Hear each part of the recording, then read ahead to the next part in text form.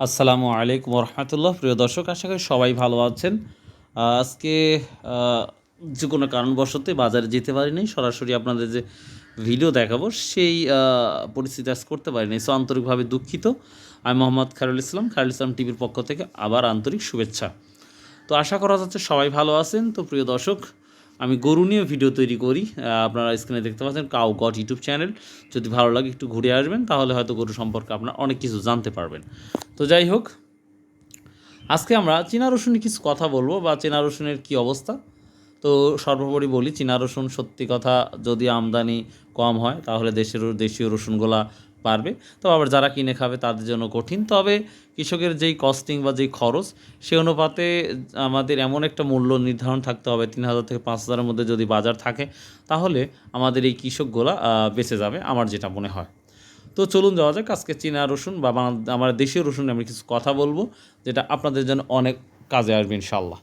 So 1 নম্বর, চীনা রসুন বাংলাদেশের অর্থনীতির জন্য কতটা ক্ষতিকর। দেখুন, যখন বিপুল পরিমাণ রসুন বিদেশ থেকে আমদানি করা হয়, তখন কিছু অর্থনৈতিক প্রভাব দেখা দিতে পারে। দেশের বৈদেশিক মুদ্রা ব্যয় হয়, স্থানীয় কৃষকরা কম দামে রসুন বিক্রি করতে বাধ্য হতে পারেন। দেশীয় উৎপাদন নিরুৎসাহিত হলে ভবিষ্যতে কৃষক রসুন চাষ কমিয়ে দিতে পারে। মানে এই চায়না রসুন আসলে এগুলো আমাদের কিন্তু হচ্ছে বা হয়। বাজার বিদেশি সরবরাহের উপর বেশি নির্ভরশীল হয়ে পড়তে পারে।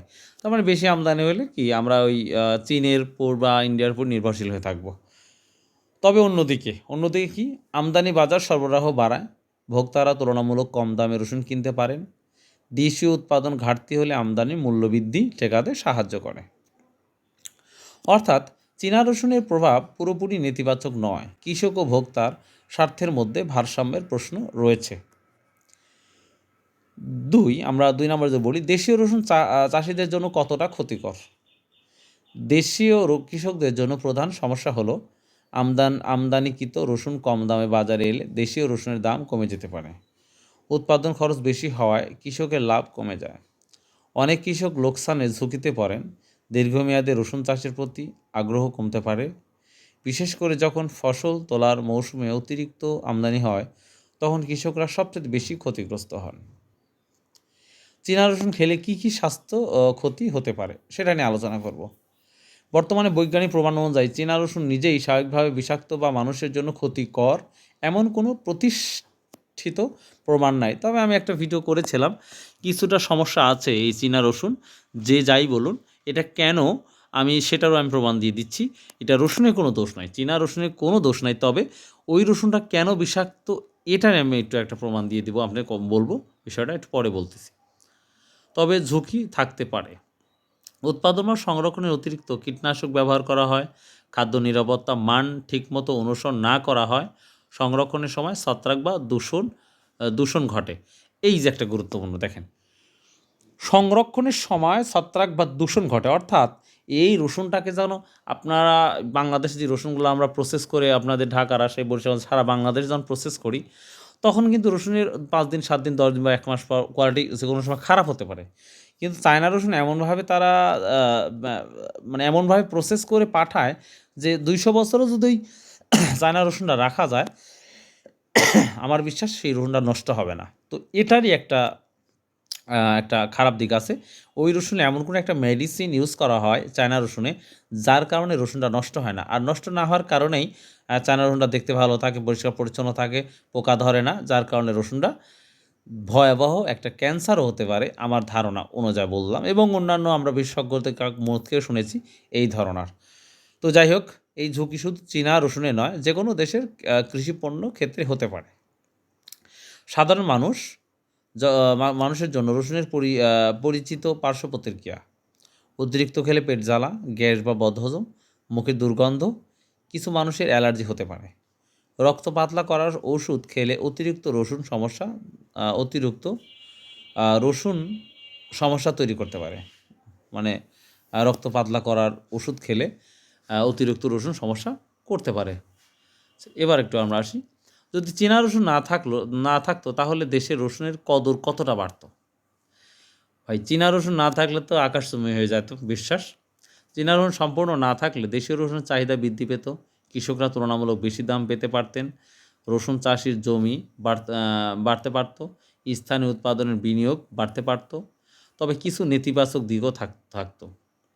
বাজার রসুনের দাম অনেক বেড়ে যেতে পারত, উৎপাদন ঘাটতি হলে সরবরাহ সংকট দেখা দিতে পারত, ভোক্তাদের ব্যয় বৃদ্ধি পেত। দেশের জন্য সবচেয়ে ভালো সমাধান কী, এটা একটু বলি। শুধু আমদানি বন্ধ করাই সব সময় সেরা সমাধান নয়, অনেক অর্থনীতিবিদ মনে করে। অর্থাৎ আমরা যে রসুন একবারে আমদানি বন্ধ করে দেবো, এটা কিন্তু ঠিক না। জাস্ট এমন বন্ধ করতে হবে যেটা দেশীয় পণ্য, যেহেতু আমাদের পণ্য দেশেই আছে, তো দেশে যদি থাকে তাহলে তো আর অন্য দেশ থেকে আনার প্রয়োজন হয় না, আমি যেটা মনে করি। কারণ পর্যাপ্ত পরিমাণ রসুন আমাদের দেশে আছে। তো এমন একটা দাম চাই যেটা লস যেন না হয় মানুষের। আচ্ছা, কৃষকদের ন্যায্য মূল্য নিশ্চিত করা, মৌসুমে আমদানি নিয়ন্ত্রণ করা, আর দেশীয় রসুন সংরক্ষণের আধুনিক ব্যবস্থা গড়ে তোলা, উন্নত বীজ ও প্রযুক্তি সরবরাহ করা, প্রয়োজন অনুযায়ী সীমিত আমদানি রাখা। এতে কৃষকও লাভবান হন, আবার সাধারণ মানুষও অতিরিক্ত দাম দিতে বাধ্য হন না। সারসংক্ষেপে, চীনা রসুন বাংলাদেশের কৃষকদের জন্য প্রতিযোগিতার চাপ সৃষ্টি করতে পারে এবং অতিরিক্ত আমদানি হলে কৃষকের ক্ষতি হতে পারে। তবে চীনা রসুন খাওয়া নিজেই স্বাস্থ্যের জন্য ক্ষতিকর, এমন নির্ভরযোগ্য বৈজ্ঞানিক প্রমাণ নাই। দেশের জন্য সবচেয়ে কার্যকর পথ হলো দেশীয় উৎপাদন শক্তিশালী করা এবং আমদানি নীতিতে ভারসাম্য বজায় রাখা। তো আমি যদি এটা বলি, সর্বশেষ যদি আমি বলি, সহজ কথা হলো যে এই রসুন, চায়না রসুনটা আমি বললাম, আমি তো কোনো রসুনই খারাপ না, ভালো। তবে এই প্রক্রিয়া যখন এক দেশ থেকে আরেক দেশ রপ্তানি করা হয়, এই রপ্তানি ক্ষেত্রে কিন্তু যেই মেডিসিনগুলো দেওয়া হয়, এটাই হচ্ছে সবসাথে ক্ষতিকর। আর এটার জন্যই মানুষ বড় ধরনের ঝুঁকি, মানে অসুস্থ হওয়ার প্রবণতা দেখা যায়।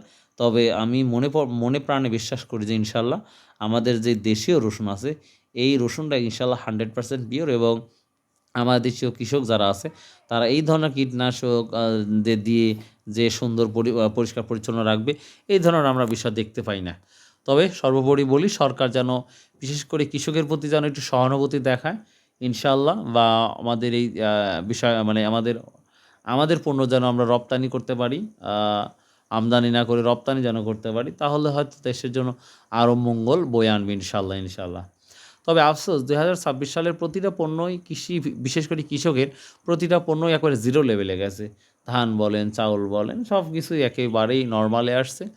তো এইভাবে বাজার চলতে থাকলে আমার যেটা মনে হয়, কৃষক বড় ধরনের ক্ষতিগ্রস্ত পড়বে। তো আল্লাহ যেন সবাইকে সুস্থ ভালো রাখে, এই দোয়া করে আজকে ভিডিওটা শেষ করছি। আসসালামু আলাইকুম ওয়া রাহমাতুল্লাহ।